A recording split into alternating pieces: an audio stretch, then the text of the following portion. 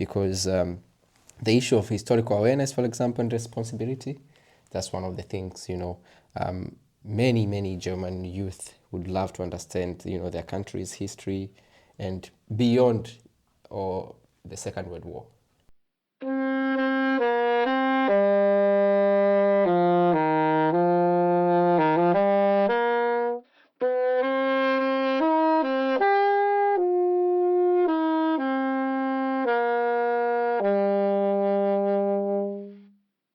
Welcome to episode number 10 of the podcast Decolonial Memories. I'm Thomas Fuß. Today I have the honor and pleasure to talk to Bernard Laulian Ntahondi. Bernard is an artist and an expert of heritage studies in Tanzania. Dear Bernard, welcome to a new episode of the podcast Decolonial Memories. Many thanks for being here, for sharing your views. Thank you so much for the invitation also to attend this podcast. Thank you so much. Let us start with you on a personal level. Where did you grow up? I was born in the northwestern Tanzania, on the border between Tanzania and Rwanda, in a small town known as Ngara. And I started there, my primary school and secondary school. And then I did my high school in the southern part of Tanzania, in Iringa region, and then moved to the city of Dar es Salaam for higher studies. And what were your further education and professional steps until today? So I did my bachelor at the University of Dar es Salaam from 2014 to 2017. And I specialized in heritage management. So it's under the Department of Archaeology and Heritage Department. And after that, I came to Florence to try to do my master's in architecture conservation. In Italy, Florence, yes, Italy. Yes, exactly. But unfortunately, the COVID and everything, so I had to come back. And so far I would say I mostly specialize in archaeology and heritage studies, but also, as always, history is part of these subjects. Yeah. So what does your work schedule look like today? Well, back home I work with a few institutions, including Ajabu Ajabu Audiovisual.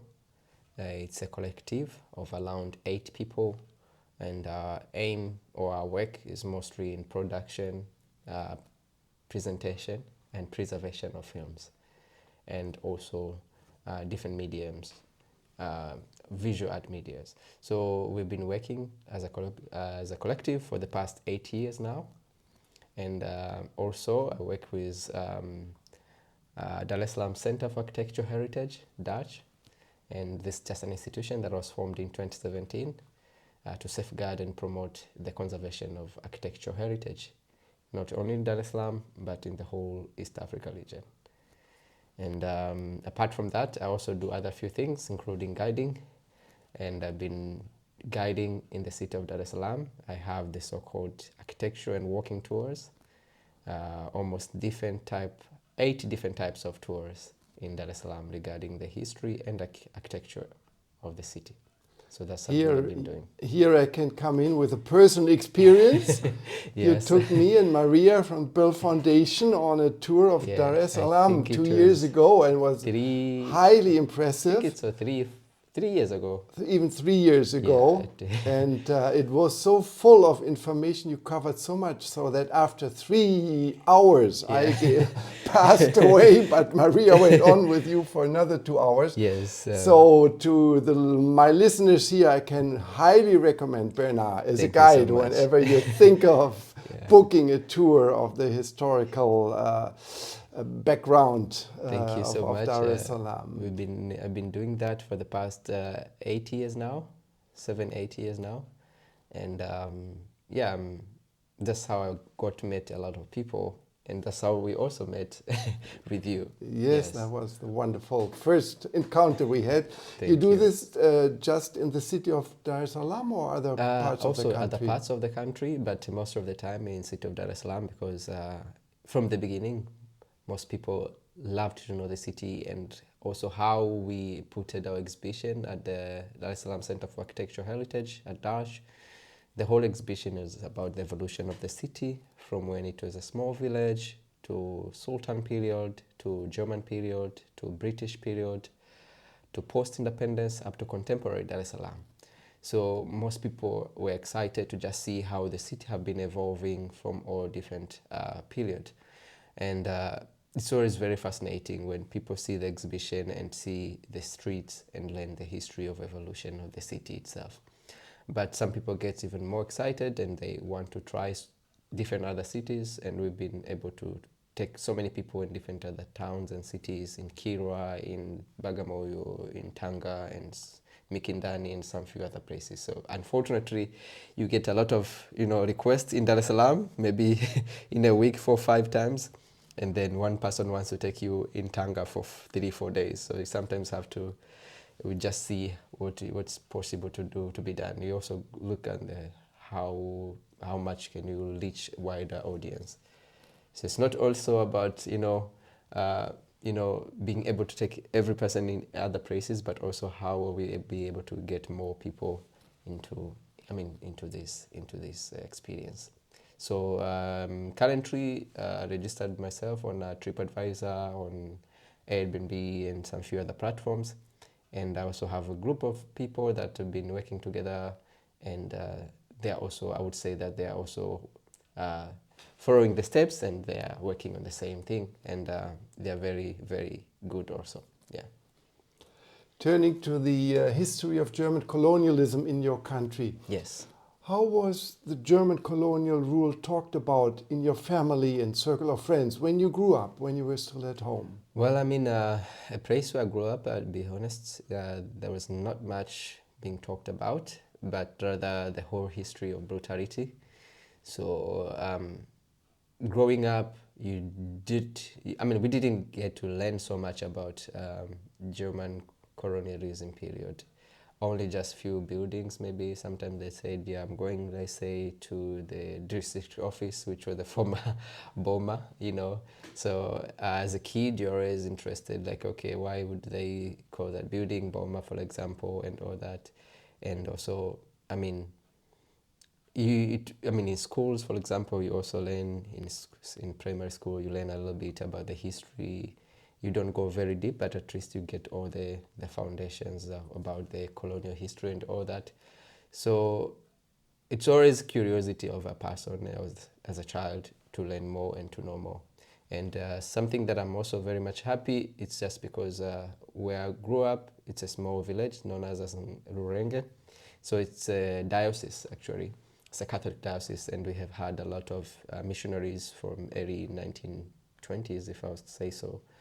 So the Rurenge diocese was founded maybe early 1900s, and we've been receiving a lot of missionaries from different parts, mostly from Canada, and even the founder was from Canada. His name was Father Alfred Dranktot, and he was the founder there. So we also recently started receiving more and more Germans, some also students coming for the exchange program, some to work in hospitals, because the hospital is actually owned by the Catholic Church.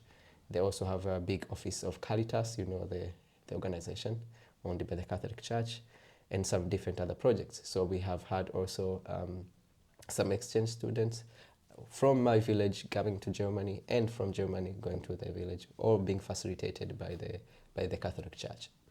So that's how we started seeing, more and more Germans, but also you start learning more a little bit about the history. Why do we have the Germans, but not, for example, the French who are coming for the exchange program? Then you start, just because of from the colonial relation all the way to today, how did we start the relationship between the two places? So that's how things have been. So yeah, I would say that for the past few years, there have been some exchange of students from my village, but more facilitated by the Catholic Church, yes. So today, what's your view and understanding of the nature of German colonialism in your country and how it carries on until the present? Well, There's so many things I would say for today, because um, on my personal experience, there is a lot of mixed feelings, if I were to say so. And this also is due to the whole history and how it's divided in different ways. So we can talk about this for a couple of hours, but in general, we've had the entangled history between the German government, the German and Tanzania, and I think there is some of the things that has to be addressed for the future of the two countries. Because in my own opinion, I always believe that there is no way we can face the future without knowing the past. So if there's something that people aren't feeling well about, or maybe if it's a history that needs to be addressed for the better future of the two countries, then that thing has to be done. Yes, and there is no right time today, or now is the right time to do that. So if I were to ask you now in a few sentences, Yes. how would you characterize or assess or qualify German colonial rule in the historical period? Well, the German colonial period was very short, but characterized by many things. For example, from 1885 to 1914, only this small period, we had more than 35 wars. And it was a time that it's something that hadn't happened before, but it doesn't mean that there was nothing happening before. There were so many things that were happening, but it was so many things happened in a very short time. That's why most people would still remember this time in different ways. Of course, not only that there was wars, but there were so many things that were constructed, for example, and a few other things that were done. So it was a short time, but characterized by many, many things. And that's why people, when we talk about colonialism, almost everybody, the first thing that comes to their mind is like this short time that had intense things in different ways, yes. In the next section, we'll talk more about the conversations and discourses about German colonialism in Tanzania. Mm-hmm. Wow.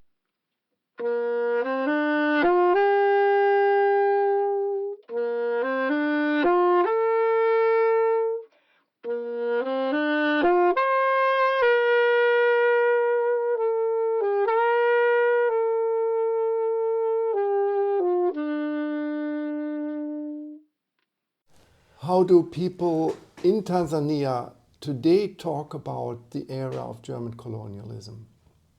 I remember doing a video, which is more like a celebration of 50, 80 years of independence. It was maybe 4 or 5 years ago with the DW. So we were just DW, Deutsche Welle. Yes, Deutsche Welle, yes. We were just celebrating 58 years of independence in Tanzania. And Deutsche Welle wanted to, to trace on how Tanzanians, view, because yes, we are just celebrating the independence, but how do we see, or how do we remember the German colonialism period? And there were so many people with different opinion, and I remember, of course, most people looked or tried to focus on the, for example, the architectural heritage, for example, and other stuff, including infrastructure and all the other things. But also there was a good number of people who also tried to explain about the injustices that were committed during the same time. So I would say majority of people have basic knowledge about the German colonial period, and the more you try to ask the same questions to the expatriate group or expat group, then you get to know how different people view the German colonial period. So for the people who are lucky to, to make it to the school and advance the levels, then they study the whole history of colonialism, not only the German colonialism, but the British colonialism, and even before that, and before the Western colonization in Africa, So then they have like wider experience and wider knowledge about the whole period. And then an average Tanzanian, most of them would mostly focus on different few things. Yes, they know about Majimaji, for example, they know about Abushiri, they know about Chaga resistance, Milambo resistance, Hehe resistance, and all that. But then they would also try to connect that with what is left today and the physical heritage of this time. Yes, so it depends actually with who do you ask, but The good thing is like most people now, of course, are able to make it to the advanced levels. They get the advanced level education, so it's easy for them to get or to tell about what they feel. But I would say most of people are aware of what the German period and how things were connected. And most people will go dialect and tell you, oh, it was a dialect rule. So what does that mean? Then they mean like it was one of the harsh period or one of the most difficult times. Yeah. Just have to close the door. It opened No problem. with the wind coming in. Could you give some examples of local work where people, local communities get together to explore, to find more deeper knowledge about the German colonialism in their specific location? Well, there is a lot of institutions, both creative institutions and education institutions that have been working and also not only learning but also trying to tell the whole story, the whole history of this period. And of course, I mentioned that there is so many institutions that are working that period. I mean, on that topic, for example, for example, now we have institutions like Asadeva, doing like contemporary dances, exchange with students from Germany and from Tanzania, and they're doing like performances on different neighborhoods, on public spaces, and it's more like contemporary performances, and most people go there to see the dance but also learn about the whole history. We have like lecturers at the university, the free lecturers, the so-called Isalia Kimambo lecturers, where most people would just join and learn about the history, not only of the German colonial period, but the whole history of Tanzania. But then we have institutions like Kijiweni Productions. They've been making different films regarding this period. The most famous one, The Empty Grave, which was launched last year. Can you say a little bit about the reception of the movie? Yes, I mean, I was very much happy to be among of the people who attended the premiere of the film at Delphi. Here in Berlin. Here in Berlin. And of course, even after, I was also among of the people, because I work with Ajabu Ajabu, and Ajabu Ajabu, we were the first institution to screen Empty Grave in Tanzania. So how do people respond to it emotionally, and what's happening with the audiences? It was very interesting because we did an open air screen, and we had more than 400 people came, and we had also a panel discussion afterward, and it was very interesting because after the screening, before even the panel started, people had already started talking, and it was really interesting because then you had the panel continue going on there, and then also at the back you also have like other small group of people. Yes, they're listening one side, but then they also try to talk because the time was very short, and they wanted also to talk about the experiences and also their reviews and their comments about the film and all that. So it was very, very important that we screened that film, but it also got to be screened in a few other places in Tanzania, in Songea, in Moshi, and other places, even in Dar es Salaam, also at different institutions. And local, other examples of local memory work in other parts of the country that you're aware of?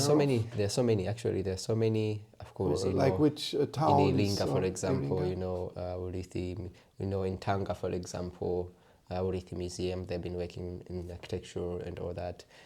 In Mwanza, people like Mariam and other people are working a lot on that area. So there is a lot of institutions, not only in Dar es Salaam, but in different cities, also in Songea, of course, and a few other places. But most of these institutions have been working independently, if I were to say so.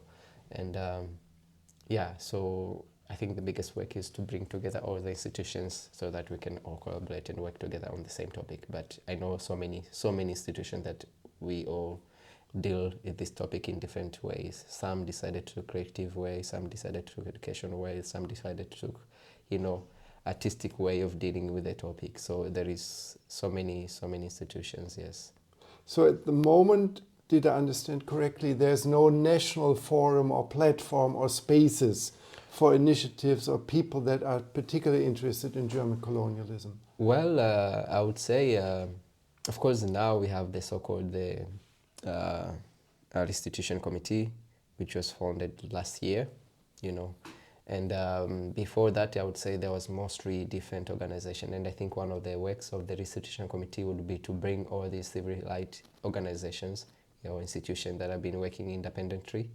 Because yes, we have different groups of people who are working this, not only the civil rights institution, but also families, for example, traditional, like local traditional leaders, for example. Accepted by the, politically, there's no the links, but of course we still have them and respect them in one way or another. Like traditional leaders, more like the daughters and the sons of the chiefs and all that, But we have a lot of other groups that have been working, And I think one of the work would be for the Restitution Committee to, gather all these organizations and try to find a way on how they can all work together under one umbrella. I think that would be awesome, yeah. Now in Germany we have a lot of cultural belongings and ancestral remains from Tanzania, dating back to the colonial period. Yes. The Ethnological Museum Berlin alone has around 10,000 belongings from Tanzania.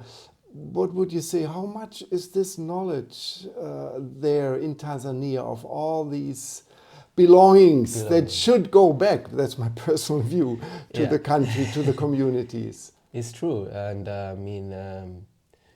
that's why I said, most people knows, for example, if you ask any Tanzanian, they will tell you, oh, there is a dino in Berlin. From the Museum of Natural History, yes, the dino. So almost every Tanzanian knows that, But how many Tanzanians know that there is over 500 tons of dino remains in the same museum, So, yes, of course, we know most people have the general understanding that yes, there is things, but just to be able to know okay, there is this amount of things in one museum, this maybe in the other, it's not that much known, to be honest.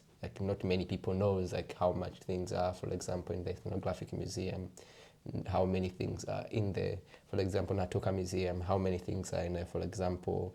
You can mention as many museums as you can, So that kind of knowledge is mostly among, experts, I would say.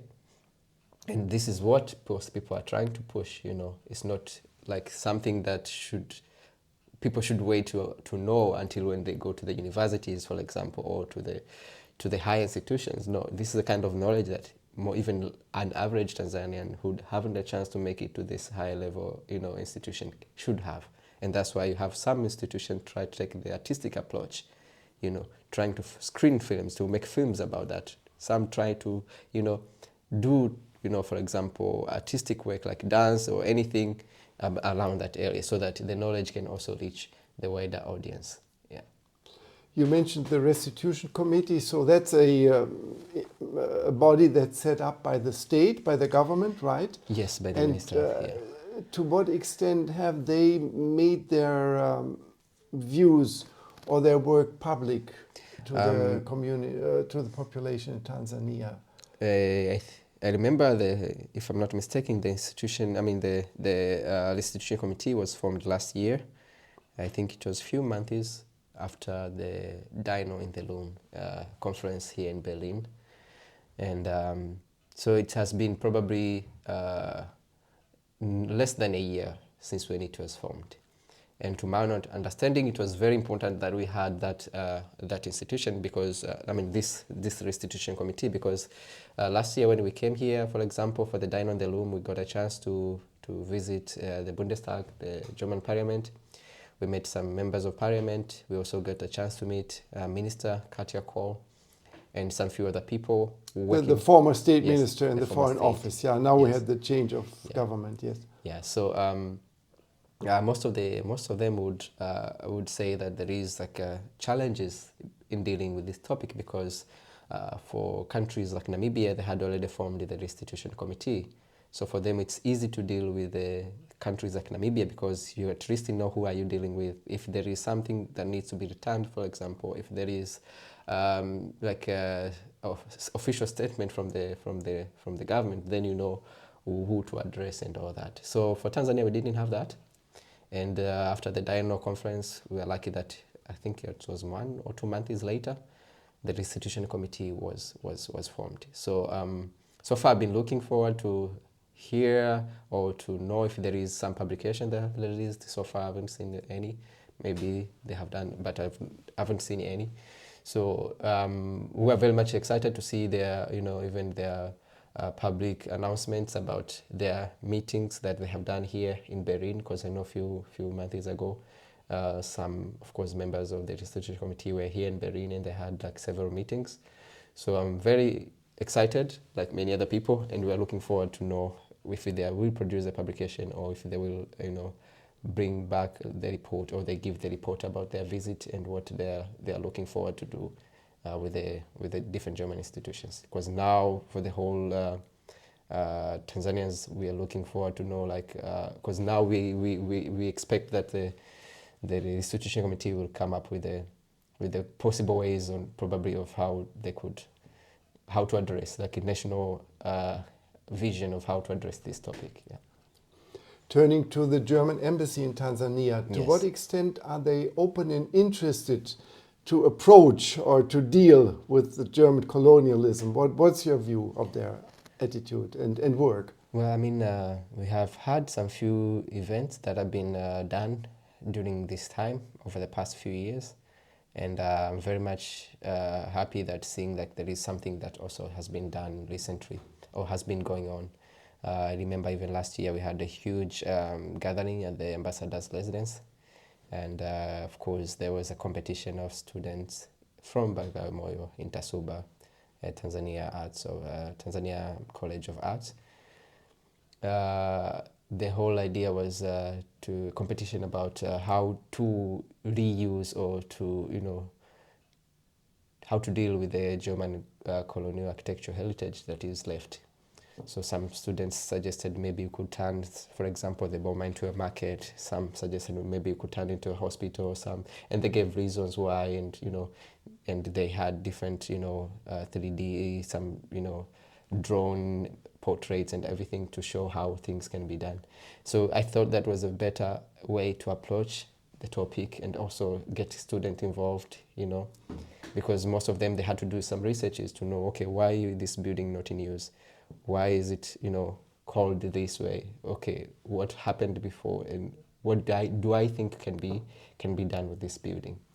And I think it was a very, very good idea, because I remember also in the 1960s, there was probably something like that, because reading to some of the documents, they said some of the German buildings were supposed to be demolished, but the government came up with the idea that, okay, instead of demolishing them, maybe you can use them for different purposes. So, for example, the former casino is now the Bureau of Statistics. The nightclubs are now Court of Appeal. So they've been finding a way to preserve but also protect them, so that you don't allow the history by changing the use, but actually putting both together in one context. So that is one of the things. But there are so many things. For example, I know people like Rosemary. She's been working also, and she is with the embassy. Yes, she's with the embassy, and she's been looking forward to establish the series of dialogue, which will be I think we're supposed to start this month, if I'm not mistaken. So idea is like inviting experts and people in this topic to have like sessions twice in the month, coming together, bringing people together, discussing on what are they doing, for example, what can be done, and also sharing the knowledges and experiences. So that's what, of course, I've met her twice, and we talked a lot about this, and she's very interested to establish this. And of course, we have a new now, the vice ambassador, I don't know how we call it, Maximilian Murer, and he came recently. He has a few months, but he's one of those people that you say, yes, he's very much interested in the topic, because in the short time that he's been in Tanzania, he has been able to visit almost all the history, the German-related institutions, or some of the institutions that have been working with the German organization regarding this topic.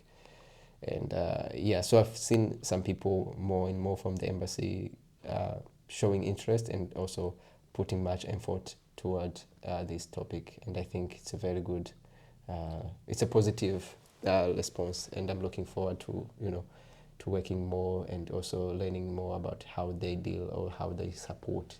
Because I know, for example, there might be some support that have been provided to other institutions, for example, the screenings, if they can pay. I believe they have been able to pay some screening fees of, for example, Empty Grave and other films. So yeah, I think that's much. And I'm very much looking forward. So I don't know much about the embassy and how they do, but at least I've seen some work being done by the embassy, yeah. How about the Goethe Institute? Are they active in this field? Oh yes, absolutely. They've been very active, of course, but in different ways. Last I think it's a month ago or something, they screened the Empty Grave. And of course, Charles Migilo, who is part of the Restitution Committee, were there alongside with other people. And of course, they've been also having dialogue about that. They have, for example, the Kyoto Chadansi, where they invite different groups of, artists, special dance groups from different places. So there have been some people who have performed a few other things. They have supported, for example, the Litikidanka dance piece by Muda Africa and other people. And not only that, they've been supporting people like John Kitime, who does the 90-year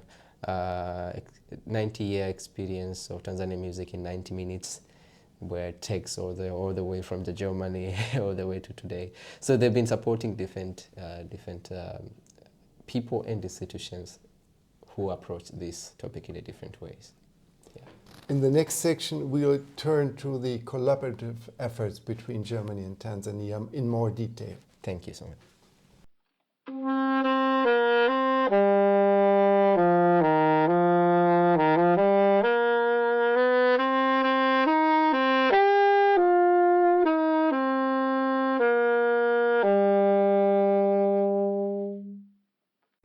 Can you please provide some details, examples of the collaborative work you do with German organizations?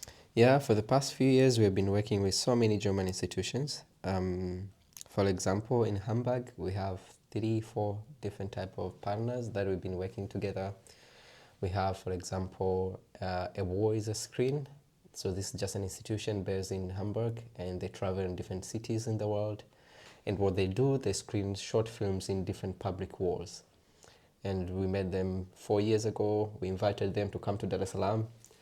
And we screened some films in Dar es Salaam city center in different public walls. But also we asked them to do some workshops at the Goethe Institute, because also they were funding our events in Dar es Salaam. So we were happy that they came and they did a workshop and screenings. But also we worked with B-Movies. So B-Movies, a kino, it's a theater based in St. Pauli in Hamburg. And we have had a lot of exchange. So thanks to the city partnership between the two cities, the city of Hamburg and the city of Dar es Salaam. So we have invited them to come to Tanzania. They've screened some few films, including films of people like David Kyungu, who was one of the most famous Tanzanian filmmakers, based in Hamburg for so many years before he moved back to Tanzania. And it was very interesting seeing 1960s films that were made by Tanzania in Hamburg and all that.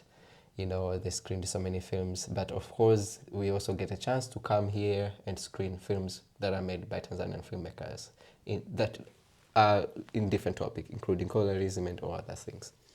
But we've been working with the Salon International in the so-called the Tanzania Park. And last year, when we came to do some program in March, somehow somebody mentioned that there is this Tanzania Park. So we're very interested. We organized a trip. We went there and we met people from the Salon International.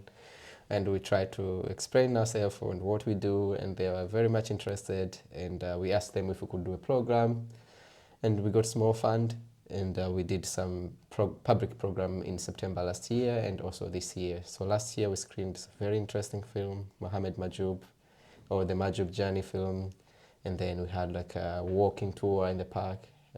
Mbolo was there to guide us, and we also have a dialogue and how to deal with the colonial monuments, and streets names. Yeah, that's in Hamburg-Jenfeld, right? Yes, with the yes. colonial revisionist Yes, so monuments that they yeah, have there. we had some really good time, and this year, of course, we also had some good time. We screened some film, and also I was able to guide the tour, to do the tour of the park in English in the so-called Tanzania Park. So it was very, very interesting. We had more than 50 people came, and they wanted to know the Tanzanian perspective regarding the park and the whole history around there. And apart from that, we've been working with also Mark Museum, for example. Yeah, the museum at the Rotenbaum. Exactly. Yeah. Yeah, so those are some few institutions that we've been working with in Hamburg, but also in Berlin, for example, we've been working with the Cinema Transopia. So Cinema Transopia has been one of the most interesting organizations that we've been working. Last year we had a program that was known as a Cinema of Commoning, trying to exchange on how people consume the film culture, but then we were able to collaborate with Savi, for example, for the different things, including presentation of the book, How Europe Underdeveloped Africa.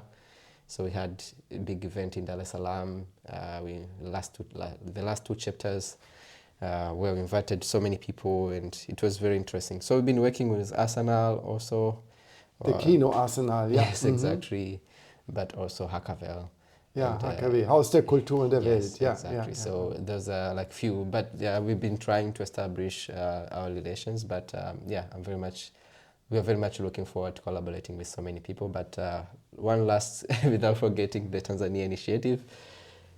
Yes, and we have been able to work with them towards the new publication that they're going to launch very soon, about decolonizing Tanzania.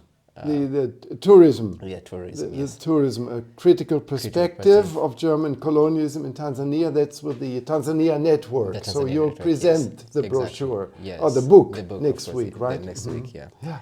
Well, what do you think could be the potential benefits of having such a book for all the German tourists that are flocking into Tanzania every year, like in the hundreds of thousands? Yeah, it's true. I mean, when you look on the numbers of the visitors who are visiting Tanzania, and I think Germany is probably number 2, if I'm not mistaken, and having more than 1 million tourists in the country every year. So that's a very impressive. If you can get a small number, a small percentage of the people who are very much interested, into this topic, for example, that's a very good start.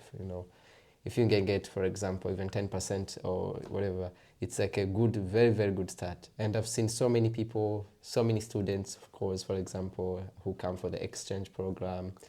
And if they can be able to get this kind of publications, this would be one of the most important thing to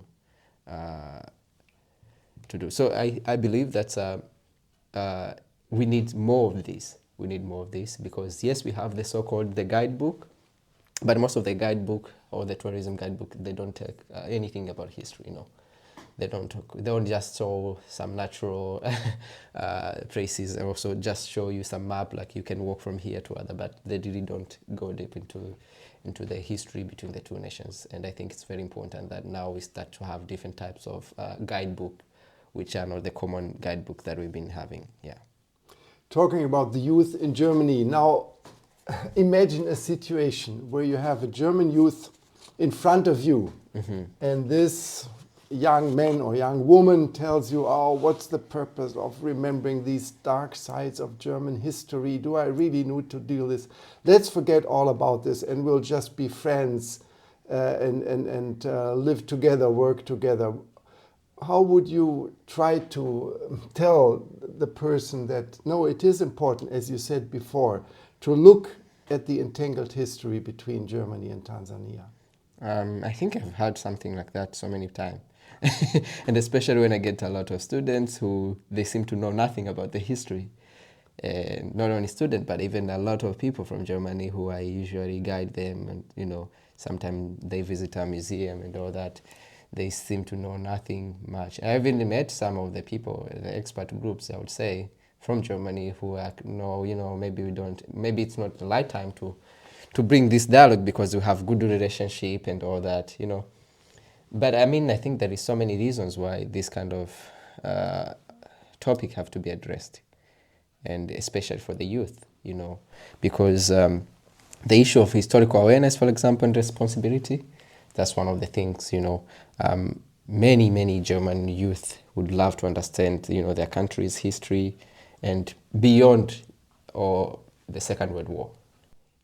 And that's what is very, very important, because I think most of them are increasingly interested to learn more a little bit. So I think it's one of the most important things that we address this also, because I think most of the people that I met from Germany, they only, they don't really recognize the colonial, and not even recognize, not even accept, they don't even accept that they had colonies and stuff like that. So I think that's not a good idea. But if we can be able to address that and, and see what has happened, that's one of the most important things. But also there is the issue of the global justice and solidarity. How are we going to collaborate, as youth today, the issue of social justice, for example, anti-racism, for example, and there are so many things that we can learn from the colonial period.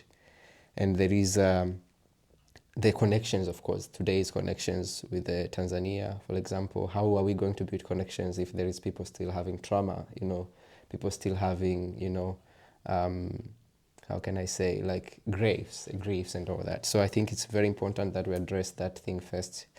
And there is also the issue of education and decolonization.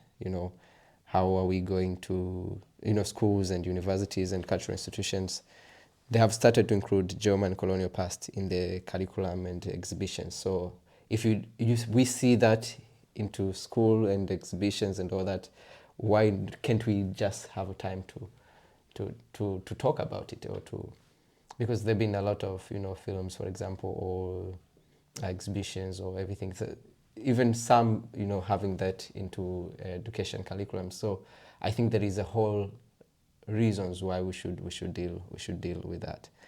But of course, the last thing I would say, it's more so about personal identity and critical thinking. For example, how many young Germans knows about the colonial history? How do they question their national identity? And I think also, do we really? Because the question has always been like, how do they? How can I say, it's like more of a how do they